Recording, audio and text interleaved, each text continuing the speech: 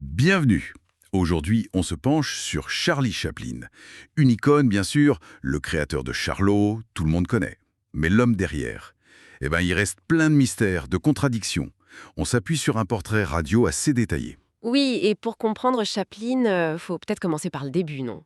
Les origines, l'enfance, c'est là que beaucoup de choses se jouent. Justement, ses origines. Londres, 1889, c'est ça? Mais ce n'est pas si simple. Non, pas si simple.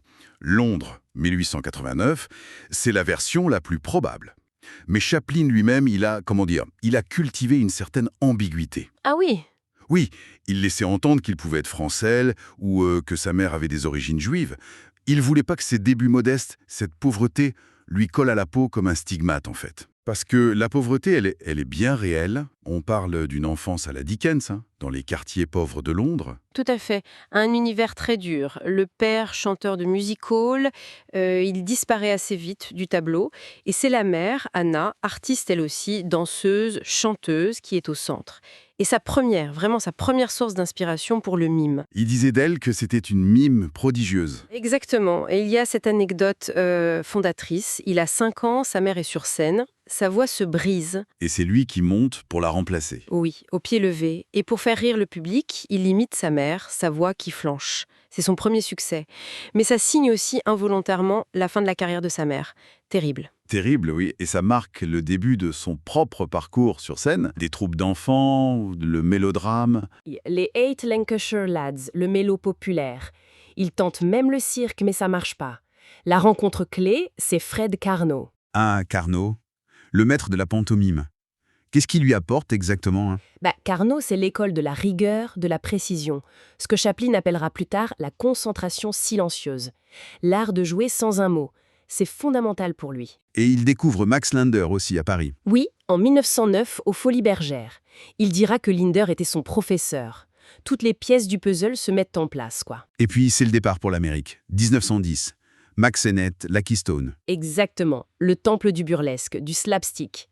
Et c'est là, un peu sous la pression de devoir trouver un personnage rapidement, que Charlot naît. Une improvisation. Une improvisation totale. Le pantalon trop grand de Fatty Arbuckle, la veste trop petite, les énormes chaussures de Fort Sterling mais mises à l'envers, le chapeau melon, la petite moustache, la canne. Hop, la silhouette est là, immédiatement reconnaissable, iconique. Un personnage qu'il décrit comme un homme de la rue, essayant de garder sa dignité. Un mélange de plein de choses. Oui, de vanité, de galanterie, un peu roublard mais bon fond. Une victime mais ingénieuse. Universelle en fait. Et ça marche. Ça marche incroyablement bien. Mais ce succès vient aussi avec des tensions, des choix difficiles. Notamment avec l'arrivée du cinéma parlant. Ah oui, il y résiste farouchement.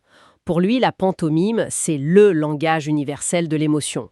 Le parlant, il dit, ils viennent de gâcher l'art le plus ancien du monde. Carrément. Les Lumières de la ville en est la preuve. Un film muet en plein boom du parlant. Exactement. Et puis, il y a l'engagement politique qui commence à poindre plus clairement.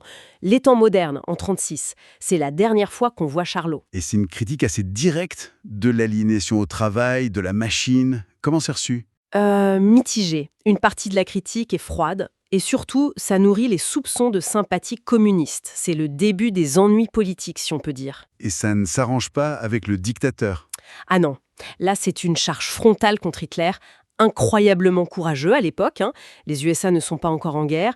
Le film est un succès, mais politiquement, ça le fragilise encore plus aux yeux de certains aux États-Unis. Et en parallèle, il y a sa vie privée assez mouvementée. Oui, plusieurs mariages, parfois compliqués, le divorce avec Lita Grey qui fait scandale, le procès en paternité avec Joan Berry, tout ça fait les gros titres et brouille son image. Et on arrive au macartisme, la chasse aux sorcières anticommunistes. Voilà.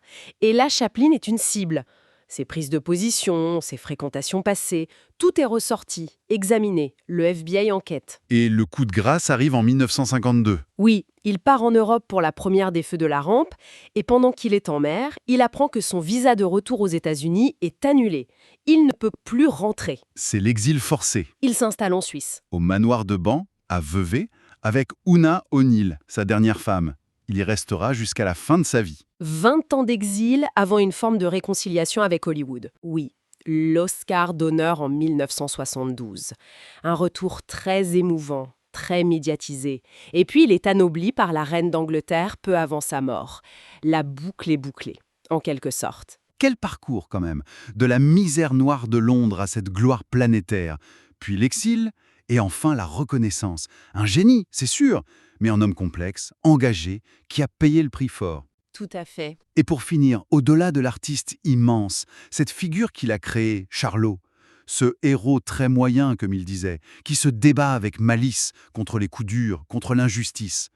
Près d'un siècle plus tard, qu'est-ce que cette silhouette nous dit encore de notre monde à nous? Ça, c'est une question qui reste ouverte, je trouve.